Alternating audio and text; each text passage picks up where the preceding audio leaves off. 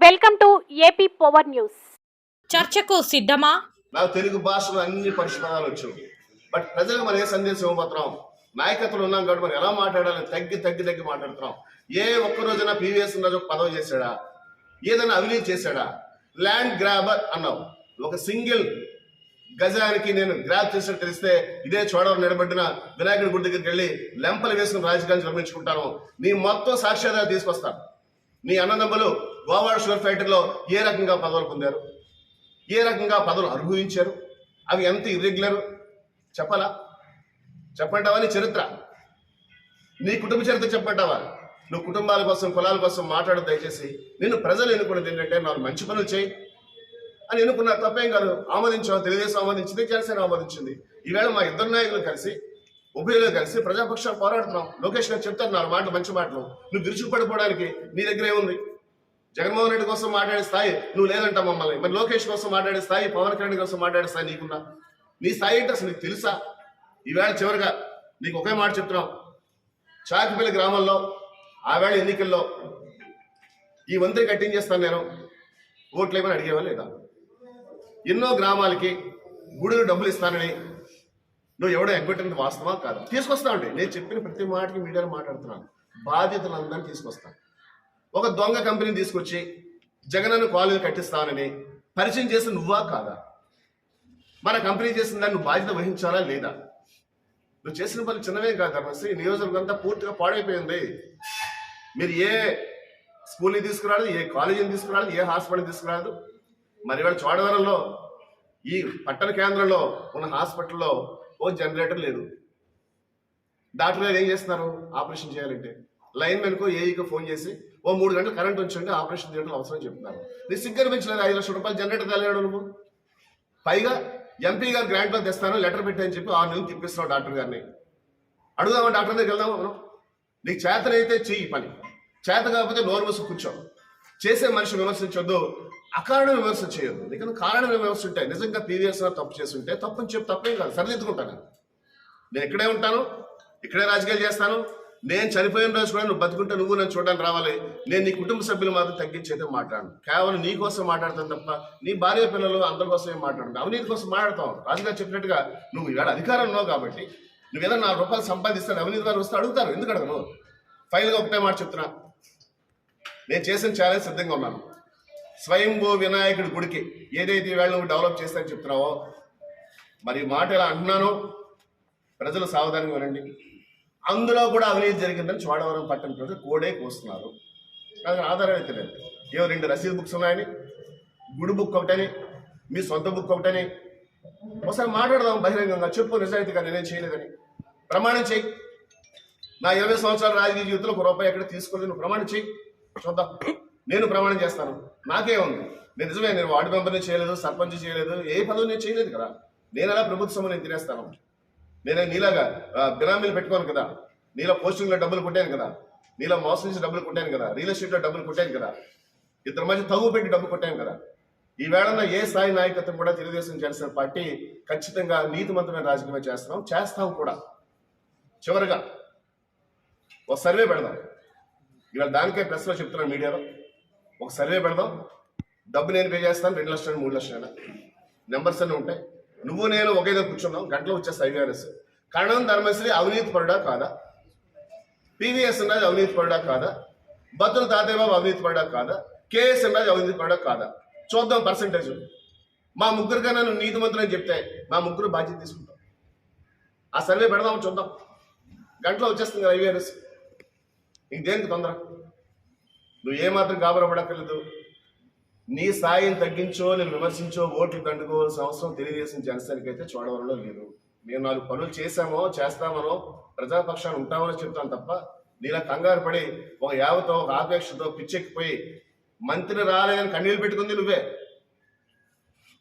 Ticket రావట్లేదని బాధపడుతుంది నువ్వే. మాకు అన్ని బాధలు లేవు. ఏ పదవి రాకపోయినా నా చివరి ఉప్పు వరకు శక్తి ఉన్నంత వరకు చోడవరం రాజకీయాల్లో కొనసాగుతాను, ప్రజల పక్షాలు ఉంటాను. నన్ను అంటే అన్నానని అనుకో ధర్మశ్రీ, నీ మాట ప్రసంగం బాగలేదు. వాడవుడు వీడవుడంటే వాడవుడు వీడవుడంటే ఆ మాట నేను అనేవచ్చు కదా. నేను కూడా నీకు పుట్టి చేయడం అర్హత ఏది ఉంది చోడవరంలో, కానీ నువ్వు చోడవరం గడ్డ మీద పుట్టలేదు. ఈ మట్టికి నీకు సంబంధం లేదు, ఈ మట్టికి నాకు సంబంధం ఉంది. ఇది ఈ ఒక్క మాట జాతి గుర్తుపెట్టుకో, ఈ మట్టికి నాకు సంబంధం ఉంది. ఎవడో వచ్చాడు, ఎక్కడి నుంచి వచ్చాడు, నువ్వు అలా మాట్లాడేకు. ఓపెన్ డిబేట్ రెడీగా ఉన్నాం. అభివృద్ధి కోసం తెలుగుదేశం పార్టీ మాజీ శాసనసభ్యులు ఇన్ఛార్జ్ బాధ్యతగా నీతో డిబేట్ రెడీ అవుతారు. నీ నీతి కోసం, నీ అవినీతి కోసం, నువ్వు చేసే పరిపాలన విధానం కోసం నేను రెడీగా ఉన్నాను. నీకు దమ్ముంటే ఛాలెంజ్ స్వీకరించమని జనసేన పార్టీ ఛాలెంజ్ ఇస్తుంది. అకారణంగా కారణం లేని విమర్శలు చేసే తక్కువ స్థాయి మాటలు మాట్లాడే గౌరవ శాసనసభ్యులు చోడవ నియోజకవర్గం ప్రస్తుత శాసనసభ్యులు కడం ధర్మశ్రీ గారు చాలా అకారణంగా, చాలా పరుష పదజాలంతో నేను ప్రెస్ మీట్లో జనసేన పార్టీ ఇన్ఛార్జ్ అయిన నన్ను పివిఎస్ రాజుని, తెలుగుదేశం పార్టీ ఇన్ఛార్జ్ తాతయ్య బాబు గారిని, మాజీ శాసనసభ్యులు రాజు గారిని మాట్లాడటాన్ని తీవ్రంగా ఖండిస్తున్నాను. ధర్మశ్రీ గారు, మీరు మాకు శత్రువు కాదు, మీతో మాకేం వర్గ విభేదాలు లేవు. మనందరం ప్రాంతంలో ప్రజాసేవ చేయాలని రాజకీయాల్లో వచ్చాం. దురదృష్టం మీలాంటి వ్యక్తి ఎన్నిక కావాలి. మీ విధానాలు ఖచ్చితంగా జనసేన పార్టీ పోషిస్తుంది. తెలుగుదేశంతో కలిసి ఖచ్చితంగా మేము పోరాడతాం. వచ్చే ఎన్నికల్లో మనం ఓడిస్తాం. శంకరావం సభలో లోకేష్ గారిని మేము కొన్ని కోరికలు కోరాం. చెరుకురైతే మద్దతు ధర కావాలని, పెద్ద నదిపై వంతెన కావాలని, పాడైపోయిన బ్రిడ్జిలు కావాలని, ఉపాధి కావాలని, ఉద్యోగాలు కావాలని, యువతను ఆదుకోవాలని, చూడవాలని అభివృద్ధి చేయాలని కోరాం. తప్పే ఉందండి అందులో. మీరు ఏదైనా చేతనైతే మేము చెప్పిన సమస్యను నేను పరిష్కరిస్తాను, పరిష్కరించబోతున్నాను. నా ప్రణాళిక దాన్ని సవివరంగా మాట్లాడండి. కువిమర్శలు, దిగజారుడు మాటలు ధర్మశ్రీ గారికి చెప్పడం, తొలిసారి చోడవరం హెడ్ క్వార్టర్లో స్ట్రైట్గా జనసేన పార్టీ ఉంటుంది. ఎప్పుడు లేని విధంగా ఊరిపేటను 5 సంవత్సరాలు దోసుకు తిని తెలుగుదేశం వాళ్ళు నిన్న మాట్లాడిన మాటలు చూసి గ్రామాలంటే నవ్వుకుంటున్నారు. ఇంకోటి అభివృద్ధి గురించి అంటున్నారు.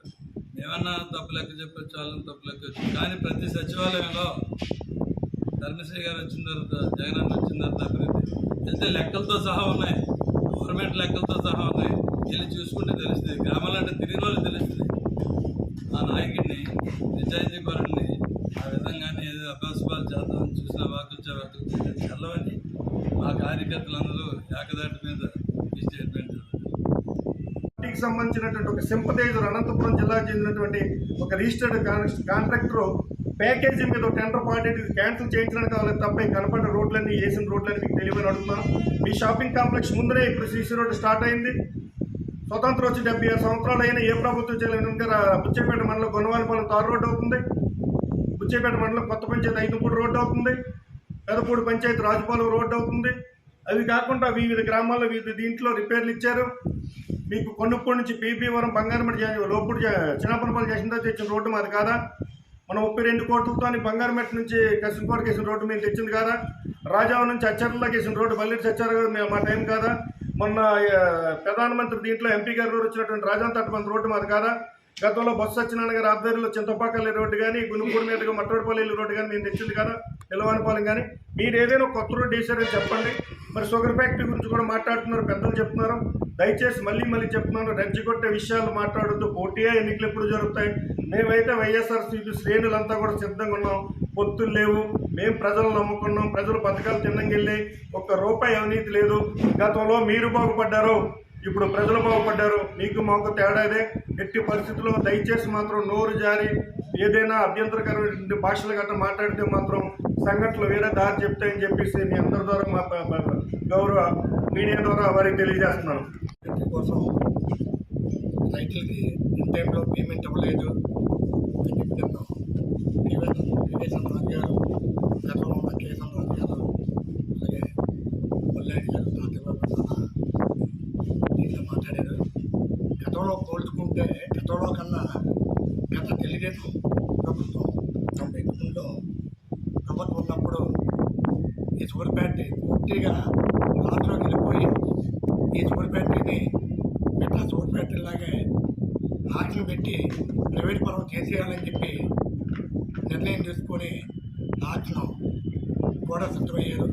ఆ రోజుల్లో కోల్డ్ స్టార్ మూర్తి గారు, అలాగే మన తులసిరావు గారు గంటా శ్రీనివాసరావు గారు అందరూ కలిపి ఈ ఫ్యాక్టరీని కూడా ఎలక్షన్ పార్టానికి సిద్ధంగా ఉంటే మళ్ళీ సత్యారావు గారు ఈ ధర్మశ్రీ గారు కొంతమంది రైతుల్ని కూడగట్టి ఇది మాది ఫ్యాక్టరీ అని చెప్పి కోర్టులో వేసి దాన్ని ఆ రోజు ప్రైవేట్ పరం అవ్వకుండా అడ్డుకొని సుమారు మళ్ళీ కాంగ్రెస్ గవర్నమెంట్ 2004లో కాంగ్రెస్ గవర్నమెంట్ వచ్చినప్పటికీ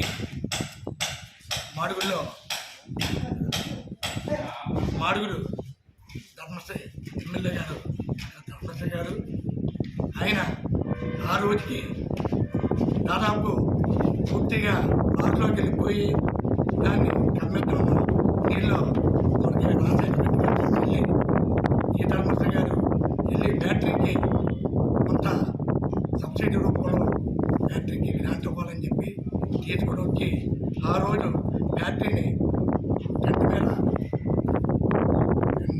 నిద్ర లేకుండా వాళ్ళు బ్యాటరీ ఎవరు కూడా ఏ కార్యకర్త కూడా చూసుకోకుండా మొత్తం లాభాల పాటలు పెట్టి తిరిగి అప్పు మొత్తం తిరిగి 24 కోట్లు డిపాజిట్లతో మళ్ళీ బ్యాటరీకి మొత్తం అంతా మరి మొన్న 19/2/2024 యువగలం పేరుతో వడ్డాది ప్రాంతంలో మరి టీడీపీ జాతీయ ప్రధాన కార్యదర్శి నారా లోకేష్ గారు పాల్గొన్నటువంటి సమావేశంలో మరి స్థానిక సమస్యల మీద వారు వస్తే ఏం చేస్తానని చెప్పకుండా గతంలో వారు ఏం చేస్తే అధికారం పోయిందో కూడా ఆలోచించకుండా ఏ రోజు కూడా ఈ ప్రాంతం తాలూకు మూలాలు కూడా తెలియని వ్యక్తి మరి వచ్చి స్థానిక నాయకులు ఇచ్చినటువంటి చీటి పట్టుకొని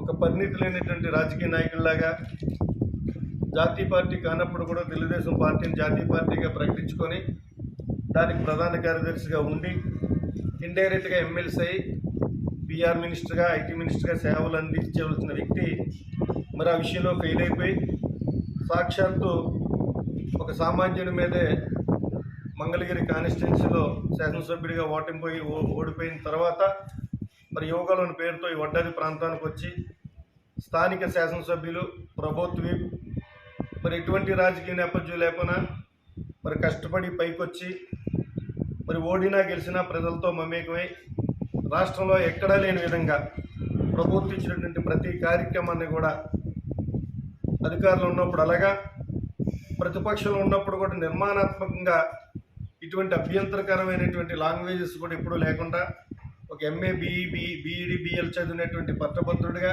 ఒక సంస్కారవాదిగా వ్యవహరించిన సందర్భాలు మీ అందరికి కూడా తెలిసినవే. దానికి విరుద్ధంగా మన వడ్డాదిలో మరి నారా లోకేష్ గారు మరి స్థానిక నాయకులు ఇచ్చినటువంటి ఆ పేపర్ క్లిప్పింగ్ పట్టుకొని చాలా చాలా దారుణంగా ఎవరు కూడా అంత దారుణంగా మాట్లాడలేని పరిస్థితుల్లో మరి మాట్లాడటం, మరి దానికి శాసనసభ్యులుగా మరి 3 దఫాలు చోడవరంలో పోటీ చేసి 1 దఫా మాడుగుల్లో పోటీ చేసి మాడుగుల్లో గెలుపొంది 2 దఫా ఓటమి చవి చూసినప్పుడు కూడా కాంగ్రెస్ పార్టీ అధికారులు ఉంటుండగా మరి చోడవరం ప్రాంతానికి నేను ఏమేం చేశాను, మీరేమేం చేశారు అంటూ పర్టికులర్గా ఇస్తూ మరి వారు మాట్లాడినటువంటి పద్ధతి సరికాదు, మీరు ఈ రకమైన మాటలు మాట్లాడితే మరి మేము కూడా వేరే స్పందించవలసి ఉంటుందని చెప్పి మరి వారు కూడా స్పందించడం, దానికి ప్రతిగా మళ్ళీ నిన్ననే మరి చోడవరం మాజీ శాసనసభ్యులు కేఎస్ఎన్ఎస్ రాజు గారు incharge. Please subscribe our channel AP Power News.